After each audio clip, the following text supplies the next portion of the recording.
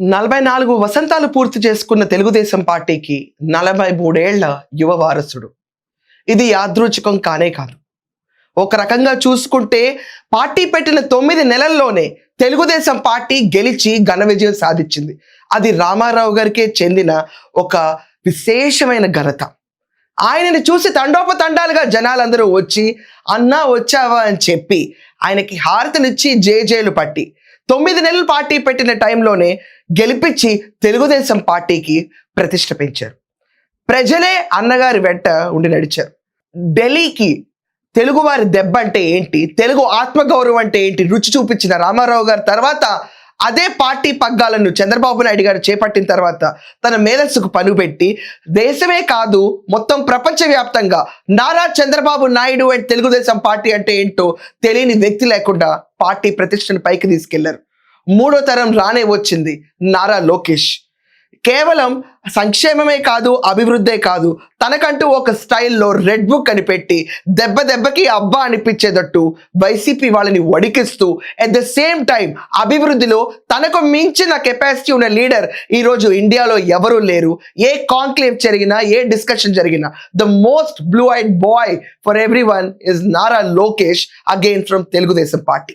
రామారావు గారు వచ్చిన వెంటనే తెలుగుదేశం పార్టీ 2 రూపాయలకే కిలో బియ్యం, అలాగే కాకుండా మనం అబ్జర్వ్ చేస్తే పటేల్ పట్వారీ సంస్థల్ని రద్దు చేయటం, మహిళలకి ఆస్తిలో సమాన హక్కు కల్పించడం, అది తన ఇంటి నుంచి మొదలు పెట్టడం ఆదర్శనీయంగా చూశారు.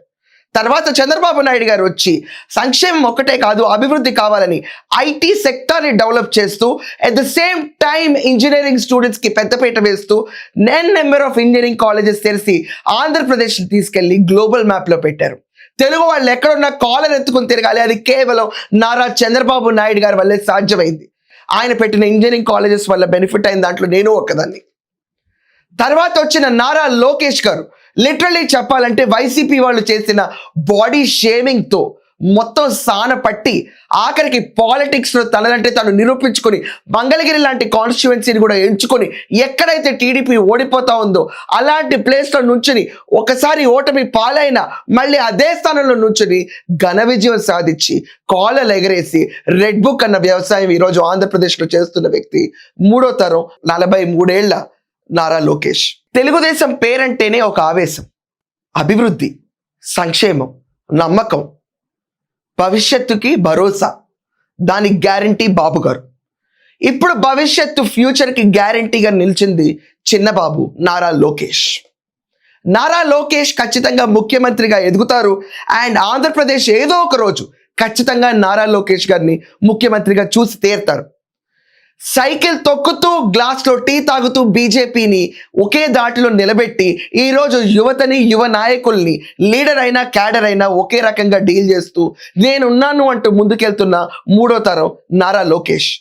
యువగళంతో మొదలుపెట్టి ఎన్నో ఎదురు దెబ్బలు తిని ఆఖరికి 3 సార్లు ముఖ్యమంత్రి అయిన తన తండ్రిని జైల్లో పెట్టిన పోరాడుతూనే ఉండి 53 రోజుల దాకా ఎక్కడా అలుపెరగకుండా విశ్రాంతి లేకుండా రాష్ట్రం అంతటా పయనించి ఆఖరికి నారా భువనేశ్వర్ గారు కూడా తోడొచ్చి ఇద్దరూ కూర్చుని చంద్రబాబు నాయుడు గారు పార్టీని గెలిపించడానికి నారా లోకేష్ చాలా విశ్వ ప్రయత్నం చేశారు. అండ్ దానికి చూసిన ఫలితమే 151 స్థానాల్లో ఉన్న జగన్మోహన్ రెడ్డి అండ్ కో 11 స్థానాల్లోకి పడిపోయి కేవలం 23 స్థానాల్లో ఉన్న టీడీపీ ఈరోజు కూటమిలో 164 స్థానాలకు తీసుకెళ్లారు. Yuvagalam played a very important role. ఆఖరికి నారా లోకేష్ గారు మాట్లాడదాం అనుకున్న అడుగడుగునా అడ్డంకులు వేసినా కూడా ఎక్కడా ఆగకుండా తనకు కావాల్సిన కార్యసిద్ధి కోసం ఎంత శ్రమకైనా ఓర్చి క్యాడర్తో పాటు ఉండి అలాగే తాతగారి సంక్షేమ పథకాలను అమలు చేస్తూ నాన్నగారి విజనరీ యాటిట్యూడ్ని డెవలప్ చేసుకుంటూ తనకంటూ ఒక నైజం డెవలప్ చేసుకుంటూ ఈరోజు నేను నీకంటే పెద్ద మూర్ఖుణ్ణి అని ధీటుగా నుంచున్న ఆంధ్రప్రదేశ్ ప్రెసెంట్ 43 ఏళ్ల యువ రాజకీయవేత్త నారా లోకేష్. మొన్న జరిగిన ఆవిర్భావ దినోత్సవ సభల్లో అందరూ జేజేలు కొట్టారు టీడీపీకి. కానీ ఈ రోజున్న యువత ఆఖరికి ఎస్టర్ ఇయర్ లీడర్స్ అందరూ కూడా ఒకే ఒక్క వ్యక్తిని పొగుడుతారు. ఆ వ్యక్తి నారా లోకేష్. ఏ రోజు ముఖ్యమంత్రి అవుతారో తెలియదు, కానీ ఆ రోజు కోసం ప్రతి ఒక్కళ్ళు 1000 కళ్ళతో ఎదురు చూస్తున్నారు. ఆంధ్రప్రదేశ్కి రాబోయే ముఖ్యమంత్రి, కాబోయే ముఖ్యమంత్రి నారా లోకేష్ గారు. జస్ట్ విజన్ ఒక్కటే తీసుకున్నారంటే తనదైన ఒక శైలిలో రాజకీయాన్ని అర్థం చేసుకుంటూ ఎదురు దెబ్బలు తిన్న ప్రతి ఒక్కళ్ళకి అండగా నేను ఉంటాను అని భరోసా ఇస్తూ పార్టీ కోసం పనిచేసిన వాళ్ళకి పెద్దపీట వేస్తూ ఆఖరికి క్యాడర్ కోసం అండగా నుంచున్న నాయకుడు నారా లోకేష్. టీడీపీ పార్టీకి ఒక స్పెషల్ స్టాండ్ ఉంటుందండి. మిగతా రీజనల్ పార్టీస్ లాగా ఒక డిసిప్లిన్ లేకుండా ఇష్టం వచ్చినట్టు ఏది పడితే అది మాట్లాడరు. ఈ పార్టీ రీజనల్ పార్టీగా ఉన్న టీడీపీ తన ఖ్యాతే వేరు. ఈ రోజు దాకా తెలుగుదేశం జెండా మోసిన ప్రతి ఒక్కళ్ళు చాలా ప్రౌడ్గా ఫీల్ అవుతారు, గర్వంగా ఉంటారు, కాలర్ ఎగరేసి చెప్తారు మాది తెలుగుదేశం పార్టీ అని. ఒక్కసారి పసుపు జెండా మోయటం మొదలుపెట్టిన తర్వాత ఏ జెండా వైపు మగ్గు చూపరు కార్యకర్తలు కూడా. అది పార్టీ నేర్పిస్తున్న క్రమశిక్షణ. పార్టీకి క్రమశిక్షణ పెట్టింది పేరు. రీజనల్ పార్టీ అయి ఉన్నా కూడా ఇంటర్నేషనల్ ఫేమ్ లభించడానికి కారణం ఈ 3 తరాలు నిబద్ధతతో ఆ పార్టీ పేరుని పైకి తీసుకెళ్ళటం.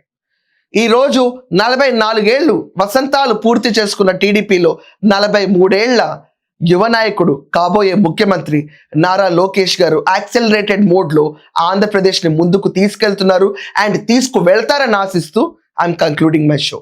That's all for now. Thank you.